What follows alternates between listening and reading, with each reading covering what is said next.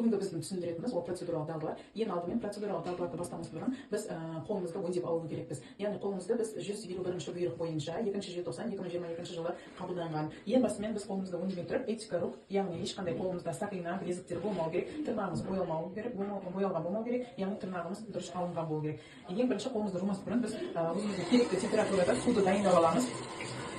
Одан кейін керекті мөлшерде сулы сабынды қолымызға құйып алып, үдемелі түрде қолымызды жуып бастаймыз. Яғни қолды жуу 6 сатыдан 5 реттен қайталанады. Бірінші алақанымызды, одан кейін екінші қолымызбен бір қолдың саусақтарының арасын сыртынан жуып аламыз. Одан кейін ішінен жуамыз. Екінші қолымыздың саусақтарының арасын ішінен жуып аламыз. Одан кейін құлыпқа. Одан кейін екінші қолымыздың саусақтарымызбен екінші қолдың бас бармағын жуып бастаймыз. Білекті ала тұра хирургиялық әдіспен, яғни шынтаққа дейін алып кетеміз.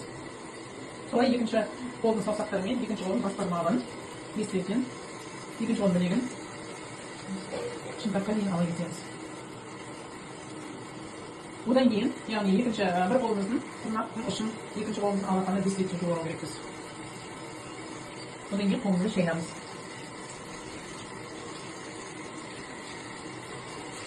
Суды шынтақпен жағамыз. Бір реттік пайдаланатын салфетканы екі салфеткамен қолымызды сүртеміз. Кептіріп болғаннан кейін арнайы дезинфекцирующий средствомен қолымызды тағы да өңдеп аламыз. Шынтақпен басып тұрып, қолымызға керекті мөлшерде алып, жаңағы 6 сатыны қайталаймыз. Яғни алақанымыздың ішін саусақтарының арасын жақсылап өңдеп аламыз. Құлыпқа. Одан кейін бас бармақты білектен алып тұрып, екінші қолымызды солай қайталаймыз. Кейін барып, жұмыс орнына келіп, яғни әзірлеймін. Ол үшін бізге стерильді лотогымызды алып, бірінші мақта шаригімен, арнайы спирттелген мақта шаригімен жасап тұрып өңдеп аламыз.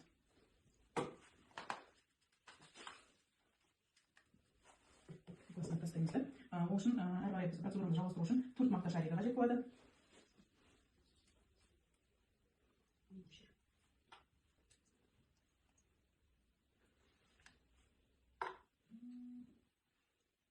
Дайындалғаннан кейін, яғни натрий хлор ерітіндісі осының бүтіндігін, жарамдылық мерзімін, мөлдірлігін тексеріп аламыз. Яғни мерзімі барлығы дұрыс болғаннан кейін дайындап қоямыз. Одан кейін арнайы ерітінді жіберетін жүйеміз, оның да жарамдылық мерзімін тексеріп аламыз, бүтіндігін тексеріп аламыз. Сосын келесінде бұндай жүйелер құрастырылмаған болып келеді. Егер құрастырылмаған болса, сыртындағы пакетін ашпай құрастырып аламыз. Егер бүтін болса, процедурамызды жалғастыра береміз. Осыны тексеріп алғаннан кейін бізге 2 лейкопластырь қажет болады. Жгутымызды, подушкамызды дайындап аламыз.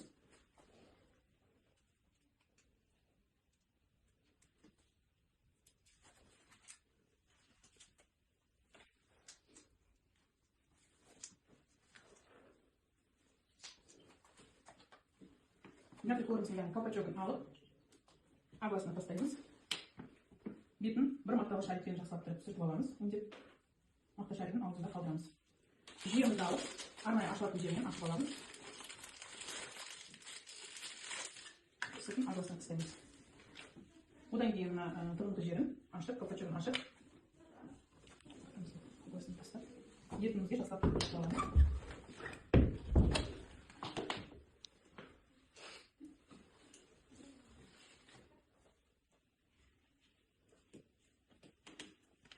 Ауа көзін ашып,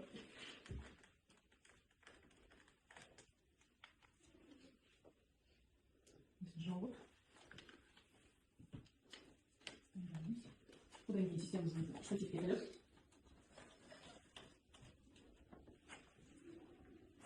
ауа сүзгіштің 3-тен 1 бөлігін толтырып аламыз. Одан кейін жүйемізді ашып, ауасын жүйеп аламыз.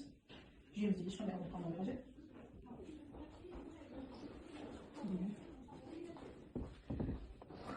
Жауып, дайындап қоямыз. Одан кейін жгутымызды, подушкамызды алып, лотогымызды алып, пациенттің қасына жақындаймыз. Пациентке келіп, яғни өзімді таныстырамын. Мен Қарлығаш Жәнібекқызы, яғни сізге дәрігердің тағайындауы бойынша натрий хлор ерітіндісін енгізуім қажет. Сіздің идентификацияңызды білсем бола ма? Аты жөніңізді айтса кетсеңіз. Жақсы, идентификацияңыз сәйкес келіп тұр. Яғни сізде натрий хлор ерітіндісіне ешқандай аллергиялық не жоқ па? Реакция жоқ па? Жоқ, да? Сіз маған осы ерітінді беруге рұқсат етесіз бе? Мен сізге процедураның жағдайын түсіндіре кетейін. Яғни натрий хлор ерітіндісі ешқандай ауырсыну туғызбау қажет, туғызбайды деп ойлаймын.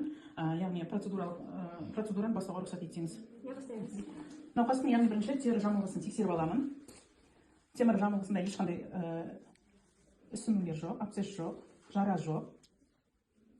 Одан кейін, егер де пациенттің үстінде қалың киім болса, шешінуін өтемін, өтінемін. Ал егер де жұқа киім болса, көтеріп дайындап аламын. Ал егер де пациенттің қолында киім болмаса, арнайы салфеткамен жүгірттің астына, яғни теріні қысып қалмау үшін қойып аламын.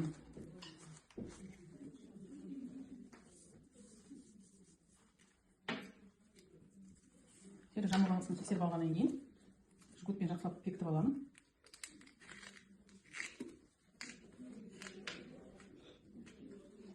Қолмен жұмыс жасауын сұраймын. Ал егер де пациент өзі жұмыс жасай алмайды, қолмен жұмыс жасамайтын жағдайда болған кезде, өзім қолмен массаж жасаймын.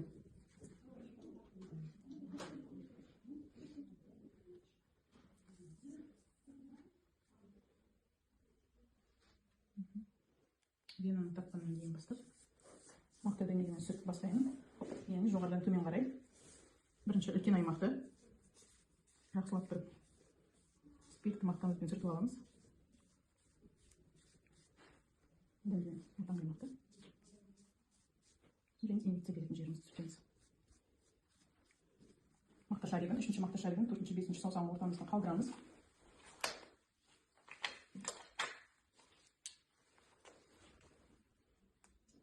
Инеміздің колпачогын шешіп, тереңді латаққа бастаймыз.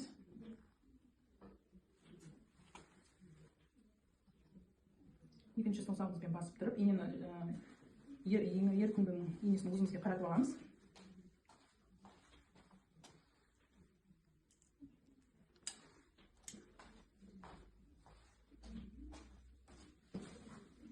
Тамырға жайлап емізе бастаймыз.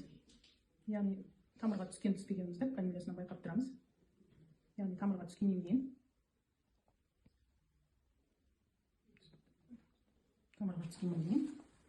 науқастың жағдайын бақылап тұрамыз. Жүгітті шешеміз. Науқастың жағдайын бақылап тұрамыз. Науқастың жағдайын сұраймыз. Жағдайыңыз жақсы ма? Темір жамылғысын тексереміз.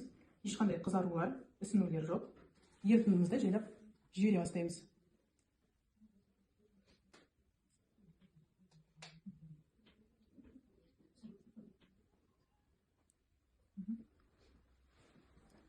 Ерітіндіні жайлап жіберіп, пациенттің жағдайын бақылап тұрамыз. Барлығы жақсы ма? Жақсы. Қышынулар жоқ қой, ешқандай ісіну жоқ. Жүйемізді дайындаған лейкопластерімізбен бекітіп аламыз.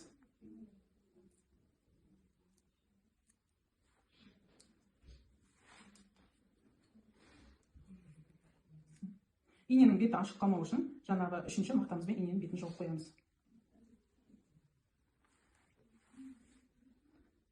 Ерітіндімізді осылай жайлап тамшылатып, науқастың жағдайын бақылап отырамыз. Пациенттің ерітіндісі аяқталды. Ерітіндіні жайлап вентилін жабамыз.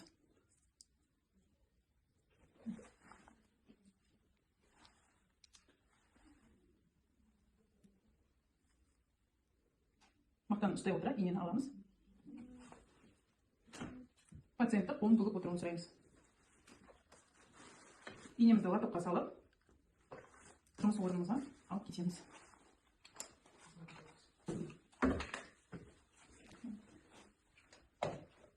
Ерітін инесін арнайы Б класс лотогына салып аламыз.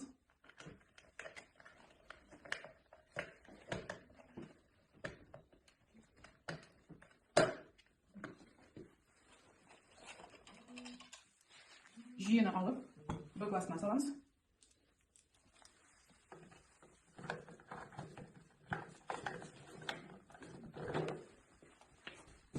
Пайдаланған лотогымызды алып, арнайы дезинфекциялық ерітіндіге әкеліп жуып аламыз.